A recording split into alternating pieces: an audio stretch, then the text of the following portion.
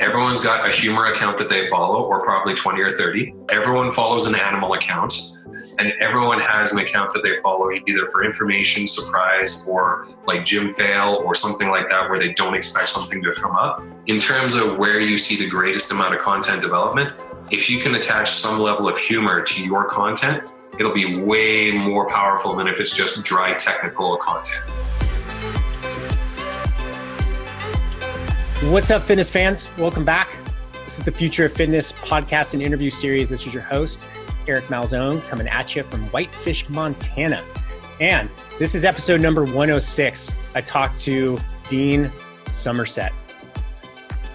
Woo, this was interesting. We talked, I didn't know where this interview was going because, most of them, I have a loose framework of what I want to talk about, but I did not think that we were going to go this far into social media.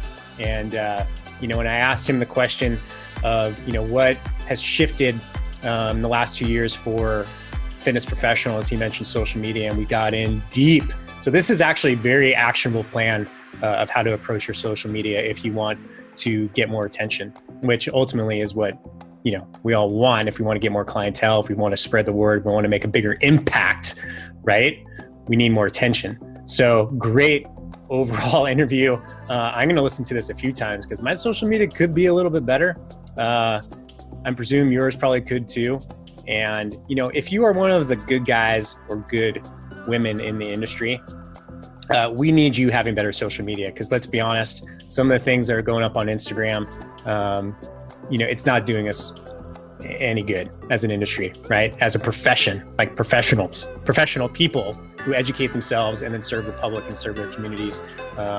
We need more people like you getting out there and doing it. So before I get into the interview, I have a simple call to action for you. And if you can just go to whatever you're listening this on, iTunes, YouTube, Stitcher, Spotify, all of those, right? Castbox, go and subscribe to this podcast. You're not going to want to miss a thing. I promise you, this is my promise to you. I will continue to put out amazing and I think it's amazing.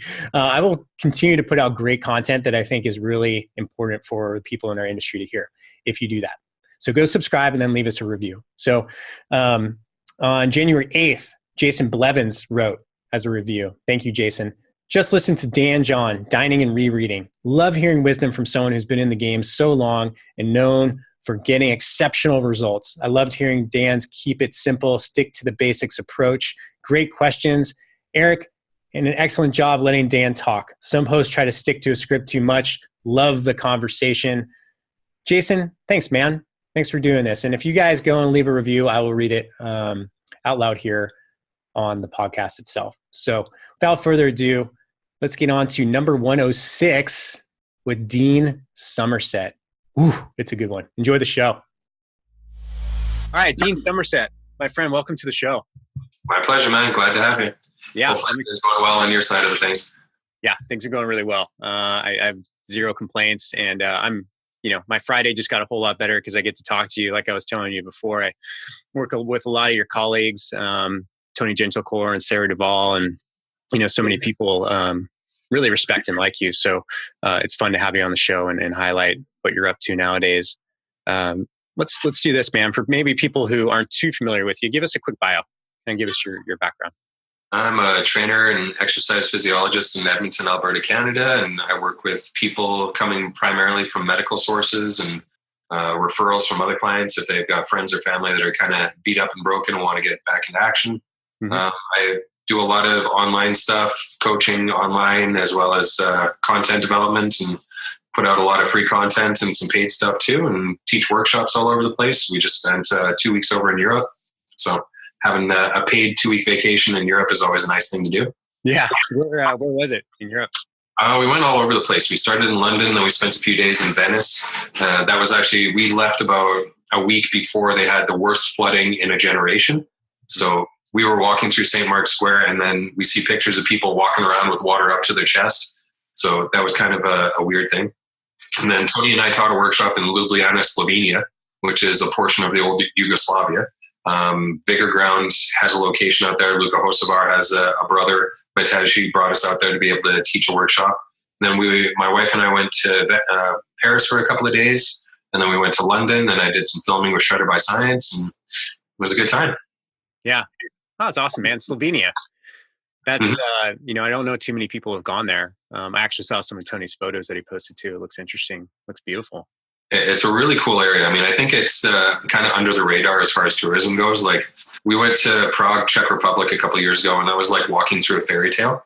And then Slovenia was very similar. Like, both of those areas weren't really decimated by wars when it came to like World War I and World War II. So a lot of really old architecture, but the community itself is still very community based. It's not necessarily overrun with tourism or seen crazy amounts of gentrification, but it's still everything. Like, all the cars are new, the electrical's updated, they have plumbing. So all the things that you wouldn't expect to be in old Eastern Bloc areas, it's fine. It's sort of like being in Vancouver if it was 1/10 the size of Vancouver. Interesting. Yeah, I think there's actually an Anthony Bourdain episode on Slovenia. Oh, that's right. That's where I get most of my news and insights on travel. So, me too. yeah, fantastic. So give me, a little, like, talking about the business that you have, like what percentage do you think is education, in person, online, speaking? Is it all pretty equal? Because I know people always ask that question when they see, because many fitness professionals look at people like you and Tony, right? And they're like, those guys have the dream life. Like, they've put the work in, they figured out, a spectacular balance of all the things that they do within the industry. Give us some insights on how you balance it all out, and then how much of that was intentional and how much of it was just you putting in the work. Well, the intentional and putting in work are kind of coinciding with each other. So if you want something to happen, you have to put the work in for it. It's not just that it happens on its own, right? And I'm sure you would agree with that 100%, but part of it came down to leveraging strengths. So obviously, being in a position where you can talk about stuff you really like, you have to know what you're talking about. And then you have to practice. So I was fortunate enough to be able to work in a commercial gym that allowed me to do a lot of continuing education courses and build up a speaking capability. So it wasn't just something where I was like, I showed up on day one and said, hey, pay me $500 and I'll talk to you for 2 days about shoulders and hips. Like, that wasn't an organic building process over the past 15 years to get to a state where I could feel comfortable saying to people, I know a little bit about what I'm talking about. So if you pay me money, you can come listen to it. So it was something where I knew that I wanted to be able to travel and experience the world. How could I actually do that? Well, part of it was having money available to do that and having a reason to go to different places. So teaching workshops met both of those needs, but it was also building into a process to be able to get to that. It wasn't something where I was just like, all right, next week I want to be able to go to Slovenia. That was a work in progress for a couple of years. Yeah, that's interesting. And did you have, like, when you're setting out on this journey, did you find yourself, I guess, I keep using this word intention, but intentionally being like the shoulder and hip guy? Or is that something that you just took particular interest to? You saw, maybe an opportunity to be known in that area? Or how did that evolve for you? Well, part of it was Tony and I came up with the idea of doing a workshop on shoulders and hips. So as a result of that, we started putting together the content, marketing towards it, creating social media info towards it, putting out content on the blogs and websites. So that kind of evolved into the process of us knowing what we're talking about with that kind of stuff. Mm-hmm. It's not that we woke up one day and said, hey, we're both hip and shoulder experts. We just put the content together to be able to organize for the workshop. And then the more people that saw us putting out content on those specific topics, the more we developed a reputation of knowing what we're talking about when it came to shoulders and hips. So it was kind of the directive of, we both worked with people who had shoulders and hips. So we knew what we were talking about when it came to training them. So we just put together the content and organized it in a way that had a little bit of meaning and a little bit of connectivity to what we were trying to get from the audience, and to resonate with a lot of people. Awesome, man. I have, I was telling you before this recording, I have a online community of fitness professionals, and I posed a question, and one of them, I think you may or may not know him, but Menachem Brody out of Tel Aviv, he was asking me, he's like, I really want you to ask Dean, what do you think have been some of the biggest challenges within the fitness industry over the last 2 years, as far as the evolution thereof? I know that's a huge question, but I think it was interesting to me because I like big questions, right? Mm-hmm. Things are changing. I know a lot of great people have left the industry because they feel like it's, social media is full of false promises that hurt the people who really are into it for the long haul. That's one thing, but I'm curious to get your take on a big question like that. Well, I think the biggest change has been algorithmically more than anything else. So even just a couple of years ago, a trainer who had very little social media presence could still have a reach and connect with an audience without investing crazy amounts of money into boosting posts or running paid advertisements or sponsored links or anything like that, because the algorithm allowed the trainer to actually put something onto a business page and that business page actually reaching to people who had chosen to follow that individual. So now the algorithms change so that reach is considerably lower unless people pay to promote those posts or advertise or whatever. So that's had a massive impact on the way a lot of trainers are able to get content out. I mean, even just a couple of years ago, blogging was one of the most common ways that you could produce information, and blogging seems to have gone the way of the dinosaurs. So now a lot of the people who are putting out regular content on a website or anything along that line have switched into Instagram. Mm-hmm. So it's way easier to put up an Instagram post than it is to put up a 2,000 word blog post, complete with references, links, video, all that kind of stuff. You can put up an Instagram meme or a video of 30 or 40 seconds, write a quick blurb, and have that reach 2 to 5 times as much people as a blog would ever. And with Facebook having a cap of 5,000 friends, you're limited as far as how many people you can interact with on that meme or on that social media platform. Twitter seems to be changing as far as how trainers are accessing it and what content is being put up on that. YouTube is still powerful, but Instagram seems to be where more people are going for their information from health and fitness. Now, the downside of that is an average trainer getting into things where they have the best intentions to help training clients is going to be going up against companies like Bulletproof Coffee or Beachbody, who are putting hundreds of thousands, if not millions of dollars towards boosting posts and advertising and marketing. So they're drowning out a lot of the smaller time players who are putting out quality information and content and just spreading BS garbage.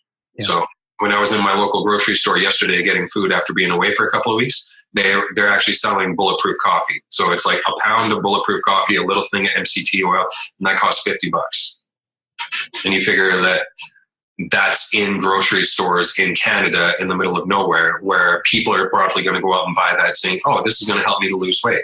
Sure, put an extra 300 calories into your coffee without changing anything else about your diet. That's not going to help you to lose weight, but it permeates into that state. So in order to get that coffee into a grocery store, they had to pay the grocery store to have shelf space. They had to pay that grocery store to supply the product into that.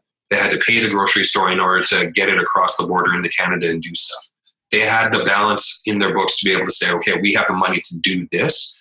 And now they're perpetuating the myth of what Bulletproof Coffee actually does. So a trainer getting into things with a $0 marketing and advertising budget can't win. They just can't. But what they can do is speak to what they know and create a little bit of a soapbox for themselves and try and push into a thought process and say, here's stuff that helps and let's disseminate that as best as possible. You can still get a little bit of a viral impact, but compared to even what it was 2 or 3 years ago, the algorithms changed to really reduce the guys that aren't spending money and really push the guys that are spending money. Yeah.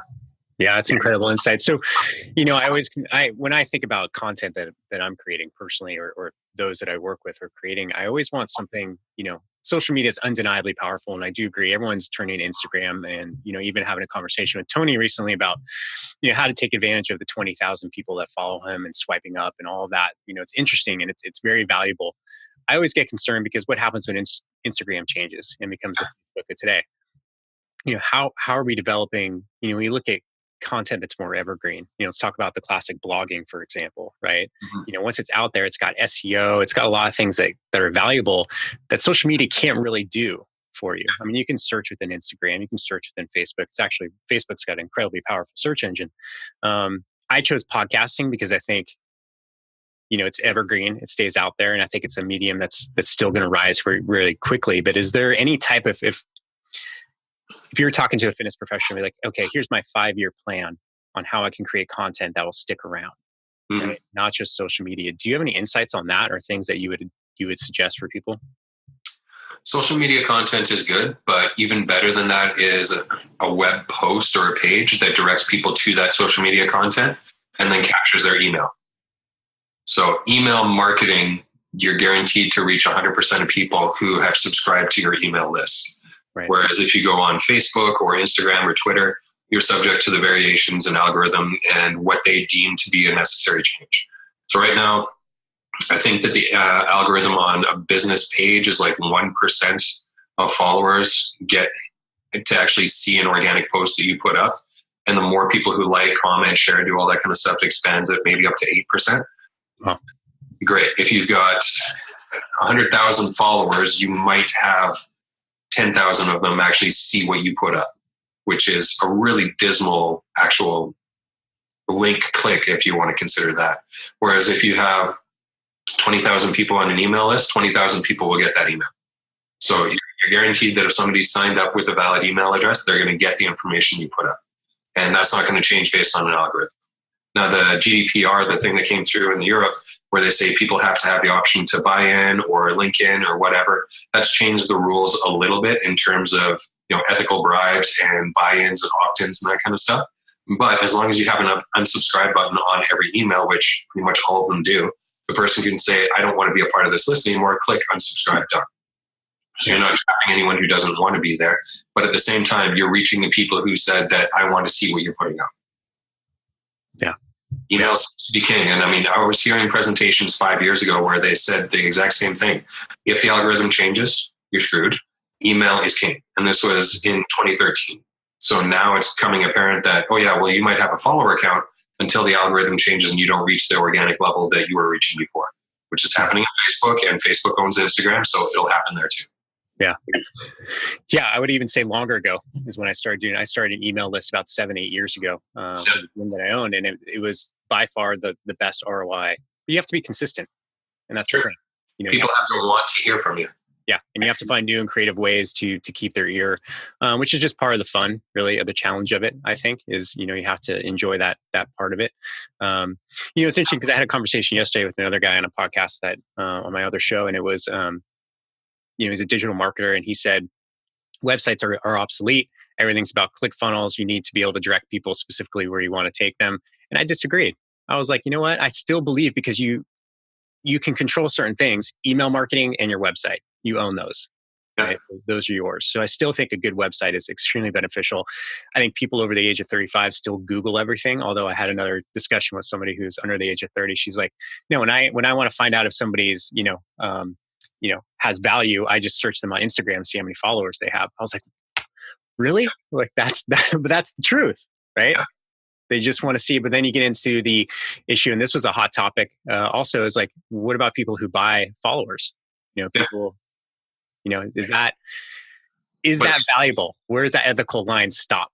Well, the funny thing about that is that depending on how deep down the rabbit hole somebody will go and research, they'll research you on multiple social media platforms. So if they look at your Instagram and they see that you've got 50,000 followers, and then they click over to your YouTube and see that you're active on there, but you only have 3,000 followers, they click over to your Facebook and see that you've got 6,000 followers, they're going to start putting 2 and 2 together and saying, oh, something happened here. What's going on? If you're active on everything, you should have roughly the same number.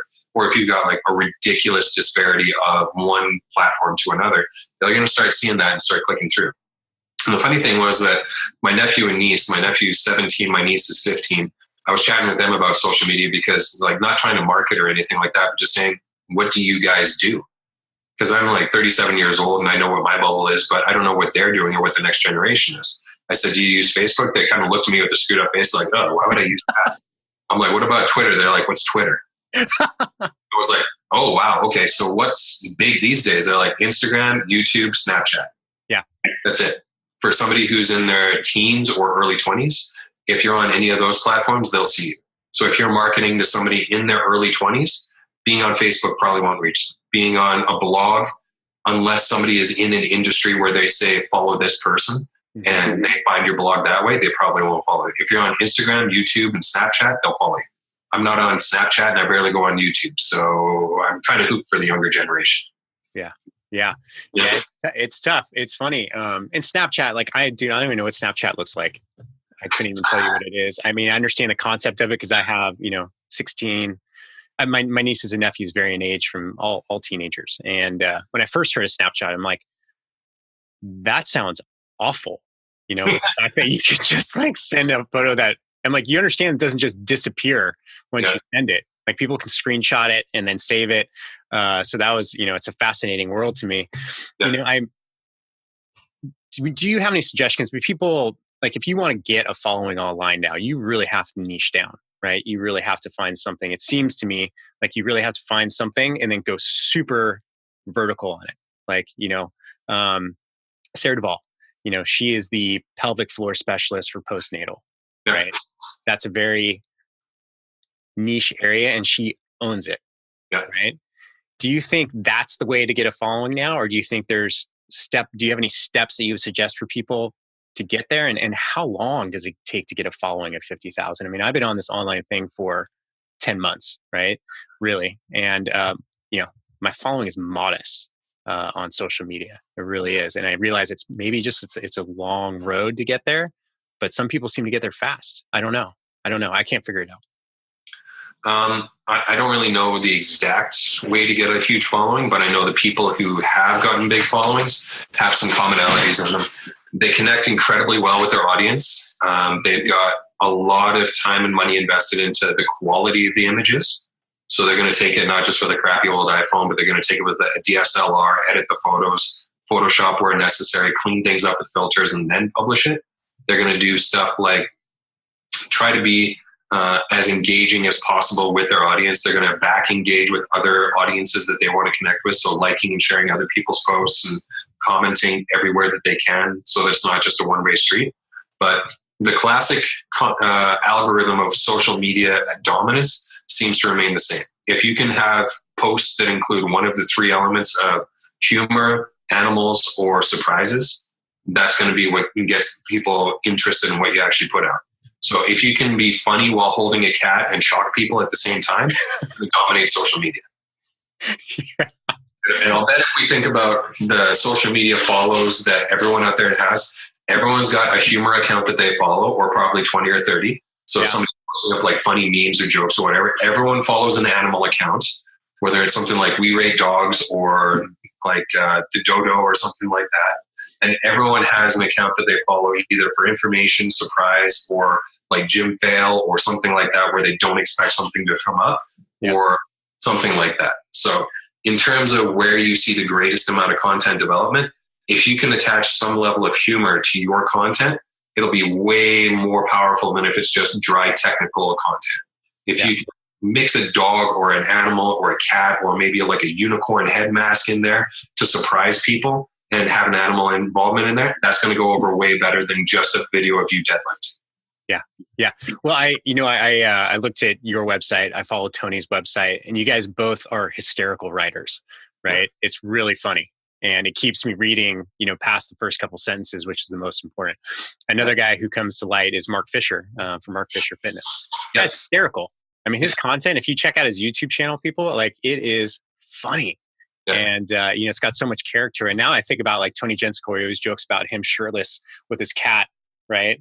Like, I'm like, okay, now it's all circling back. So just to review some of those things you said for people who are listening. So, quality of images is really important. Engaging with not only your audience, but other people's audiences and things like that is really important. And then humor, animals, and surprises. Yeah. Those are kind of like the big things. Yeah. And education comes in so far down that list that if you want to make education important, you have to include other stuff as like a corollary to that educational content. So if I want to teach somebody about, let's say, a deadlift or a foot position or something like that, it either has to catch people by surprise, it has to be funny, or it has to have an animal. Like, that just seems to be the way it is. Like, if I can't catch somebody by surprise with a deadlift post, or I can't include some humor about deadlifting, how many thousands of posts get put up today about a deadlift? No one's going to care. So I got to catch people's attention somehow if I want them to actually pay attention. Yeah. Like, it's just a video of me deadlifting in my basement and I say, I took 405 for a ride, I might get like 3 likes. If I do a video of me deadlifting and then I do the splits right afterwards, okay, cool, that might get 20 likes. If I do it while my dog is photobombing in the background, that'll get like 600 likes. Yeah. And it had nothing to do with me. It was just the dog in the video doing nothing, but just like walking by. And it's like, dog, oh my God. Yeah. Oh, man. And of course, there's also sex appeal too, right? I mean, you can't deny, the Instagram. I mean, when I take my shirt off, right, exactly. My nose brings the voice to the yard every time I take my shirt off, right? Yeah. Dean broke the algorithm again. Great. Yeah. Could you imagine that we'd actually be having this conversation 10 years ago? That this didn't exist 10 years ago. And Instagram didn't exist 10 years ago. So why would we be talking about something in the future that didn't exist? Yeah. But I mean, it blows my mind that we'd be talking about, okay, in order to get great content education out there through social media, we're going to have a dog.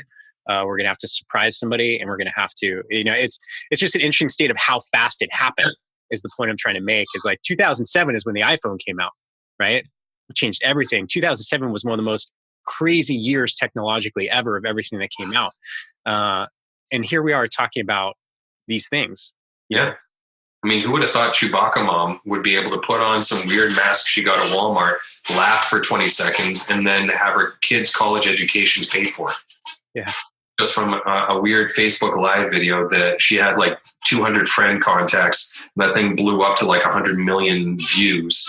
And she got on like Ellen and met Mark Zuckerberg and had her kids' colleges paid for because of this. So that had the all elements: humor, surprise, and an animal, because Chewbacca's an animal, right? Yeah. Yeah, he is. And that is hysterical video. I watch it 10 times because her laugh, you know what, made my day. Yeah, just today you watched it 10 times, didn't you? Yeah, exactly. Just this morning. I was like, I could prep for a Dean interview, or I could watch this video again. Chewbacca mom, that's the way to go. Oh, it's so funny, man. It's so interesting. And it's tough because, I think I think most people nowadays have this relationship, and I didn't intend to talk about this about social media, but it's really interesting. It's really relevant because, I think like me, like a lot of people, I have this friction with social media where I kind of want to retreat from it because there's so much, it's so fake, right? I mean, in so many ways, it's just so not real, but it's so necessary. If I want to spread the word and get an audience and do the things that I want to do with my life and my career, I need to be there.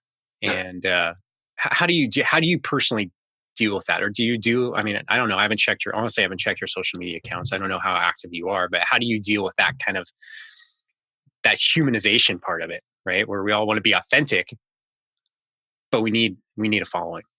True. I mean, part of it is that I don't post on a schedule. I post when I have something to say. So that adds a little bit of authenticity to it. But also a big realization is that people will find their own groups and they will find their own realities. So, I mean, we could look at what's going on with politics or religion or anything like that. People will gravitate towards what they feel to be their side. So if somebody wants information on coaching or deadlifts or a funny meme about deadlifts and coaching, they're going to find the people who put that kind of stuff out and say, I like you, I'm going to follow you. Yeah. But they won't find that if they don't have somebody putting that out.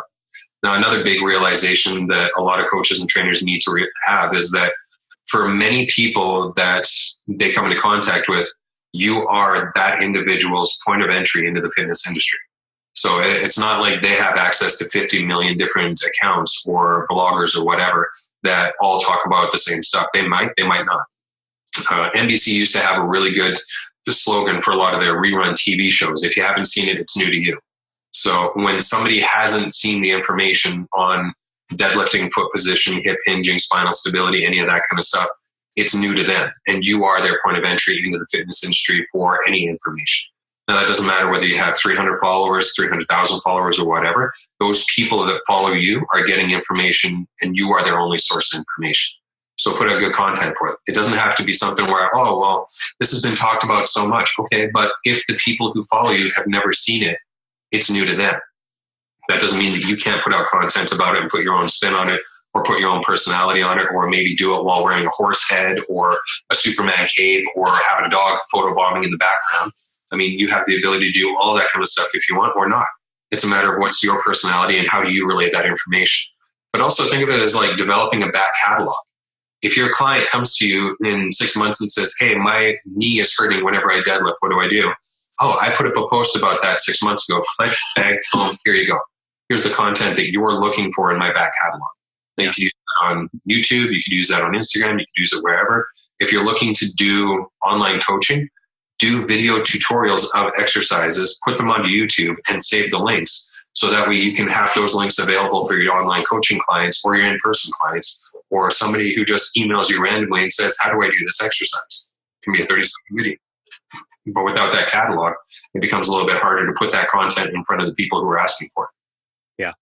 Yeah, it's interesting. And I'm reflecting on this particular podcast has started to pick up quite a bit of steam over the last few months.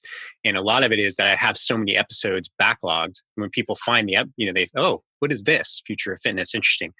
Oh, wow, look at all these other ones. And then I start getting all these old ones getting downloaded, right? Yeah. Starting to see all that. And the same thing happens on the YouTube channel. I've personally, because I'm already planning for 2019, but YouTube's going to be a big push for me and what I do and my clients as well. So yeah, that's interesting. So Dean, I've asked, as of this recording, which is early November 2018, on my other podcast, I've asked almost 300 different fitness professionals from all over the globe what piece of technology they think is going to have the biggest impact on our industry in the next decade, right? So I've got a lot of social media is top 3. I won't tell you what the other ones are because I want to know your input. Besides maybe social media, is there any technology that you're thinking maybe you're investing time and energy in, maybe even money on things that are going to advance the industry or just make a huge impact? Honestly, I think the phone is still underutilized. So not necessarily for making calls, because who wants to talk on the phone anymore? That's if somebody calls me, I'm like, oh, God, what the hell? If I want to, I'll email you back about it.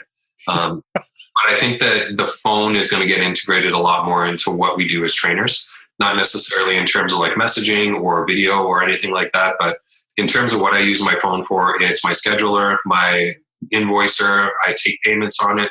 I do video analysis with clients. I do picture before and afters with my clients on that. I take notes based on the workouts on that. I use it as a stopwatch and timer. I also use it for bar speed or bar velocity training. I've got an app set up for that. Mm-hmm. More and more of the digital products that we have are going to be directly linked to our phones. So I can see a future where phones are going to be like omnipresent everywhere, more so than they are currently. And you still see gyms where they have a no cell phone policy, which I look at and it's like, that worked 5 years ago. That worked a lot 10 years ago. That doesn't work now. And you'll see a lot of gyms who say no filming anymore. Again, that doesn't work because so many of their members film themselves either for coaching feedback or for social media or for whatever. And if a gym is actively discouraging that, they're going to lose that. So a gym that should be at the forefront would actually purchase tripods and encourage their training members and clients to use those tripods rather than setting their phone up on a weight stack and hoping that it actually lines up and that gets the angle right. Give them the equipment to do the stuff they want to do in a better environment and encourage the stuff that they want to do within reason. Obviously, if they're filming other members, it's going to become a problem, but make it so that people are able to understand, okay, you want to film in here? Cool. We'll put the tools in here in front of you, but here are the rules. Don't film other members without their permission. Don't be a creep in the change rooms. Don't do any of that kind of stuff.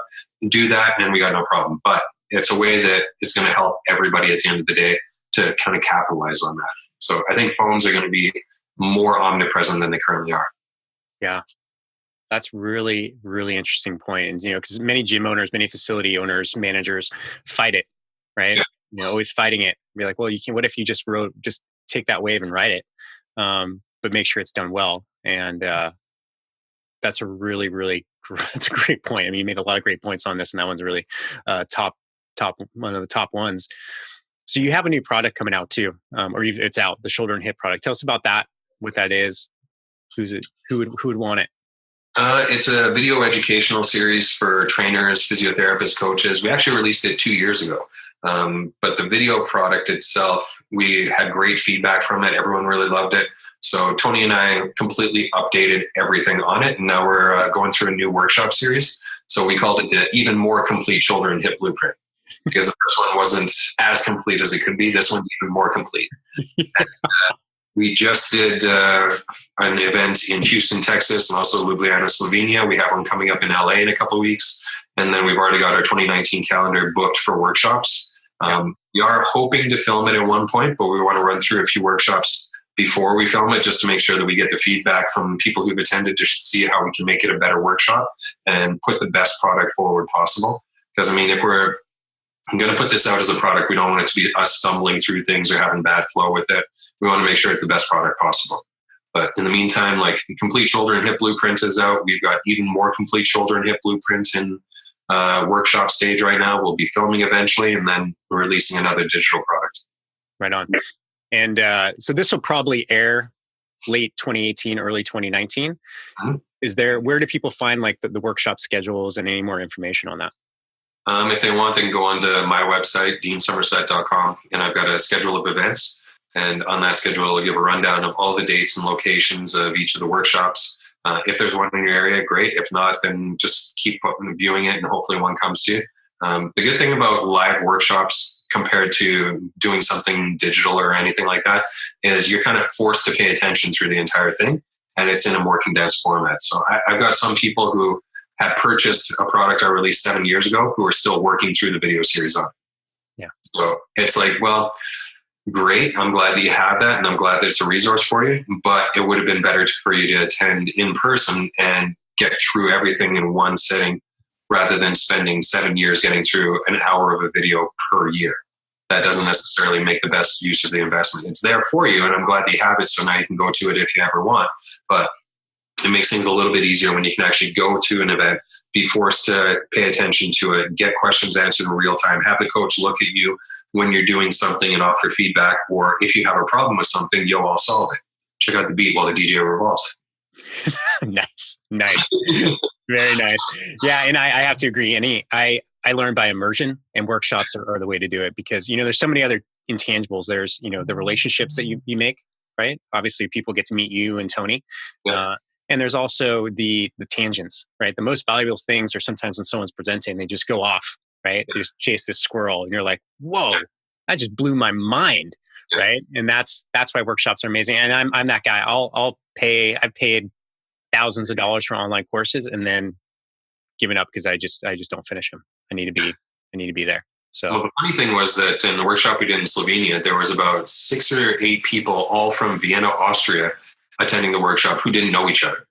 So they're all from the exact same city, and everyone's like, oh my God, you're from Vienna too? Oh, cool. What's your... So everyone was connecting based on not knowing that there were other people there from the exact same city. Yeah. And we're getting along really well. The funny thing was they all sat next to each other in the workshop without realizing they were all from Vienna. And one guy commented, it must be the smell. Okay, maybe the smell, I don't know. But like they all sat together. There was a group of physiotherapists from Trieste, Italy that all sat together. A bunch of people from Slovenia. Then we had people from Ireland, from Egypt. One guy from Southern Italy was there. So they all connected in just different ways that you get through a digital video connection. So they were all leaving knowing each other and knowing people that they didn't know before that workshop occurred. So as a result, they're probably going to connect and do different stuff. So maybe they made some new friends, some bad decisions. I don't know. I don't play any kind of matchmaker, but whatever happens, happens, right? Yeah. I agree, man. I agree. And it's so nice for people to actually get outside of video, social, and meet face to face. It's just, that's a great thing. Yeah, it's a great thing. Well, Dean, this has been, I knew it was going to be a great interview because I knew you're a man of knowledge and insights and good humor. But I really got a lot out of this. I'm fascinated with how much you know about social media and digital marketing and all those things. It's really impressive. So thanks for coming on and just blowing the doors off for value for our listeners. I know enough to get by when it comes to social media, but even when I talk to guys who it's like, that's their jam, that's what they do, I just leave feeling like I have no idea what I'm doing with anything in my life because they just blow me away. And it's like, oh, okay, I talked to you for an hour and I feel like a complete moron because you're using words and phrases I've never heard. Yeah. And I've read probably dozens, if not hundreds of books on social media, marketing, promotion, all that kind of stuff, because that's just what you have to do. If you have a weak point, you got to make it a strong point. It's not something I focus on as far as content delivery, but those guys who know what they're actually talking about, man, you want to feel dumb in a room. Walk into any kind of room where 3 or 4 guys who actually focus on social media marketing are talking about that kind of stuff, and you instantly feel like you regret every decision you've ever made. What a great feeling. Yeah. It's great because then it's like, wow, so much more room for activities. I can actually do more stuff now, right? Yeah, exactly. Well, Dean, thanks again, man. This has been a real pleasure. I appreciate all the value you put out there for the industry. And ladies and gentlemen, Dean Somerset. Woo. Thank you very much for having me on. Hopefully everyone had fun listening to me ramble on about different things. Yeah, absolutely. Hey, fitness fans, don't leave yet. It's your host, Eric Malzone, and I have a quick favor to ask. Actually, 3 favors. So, number 1, if you're a fan of our show, I ask you to do something that takes under 3 minutes. Go to iTunes, please, and subscribe to our show. Please, please, please. It means so much to us. It's so important. And then give us a favorable review. We would really, really appreciate it. And I can't tell you how much it means and helps us out. So it only takes 2 minutes of your day, and it means a lot to us. So please do that. Number 2, go to our YouTube channel, our Fitness Marketing Alliance, and please subscribe to our YouTube channel there. Number 3, if you like this episode or any of the episodes that we've released, share it on social. That's huge. That's a big deal for us. And we put a lot of work into these episodes, trying to give you great, actionable content for the fitness industry. So that would mean a lot. And that's it. So we have some big plans coming up for this show. I'll be talking about that in the next couple episodes. But thank you so much for listening. It means so much. And if you have any questions, please reach out to me. I love to hear from everybody. Eric, ERIC, at fitnessmarketingalliance.com.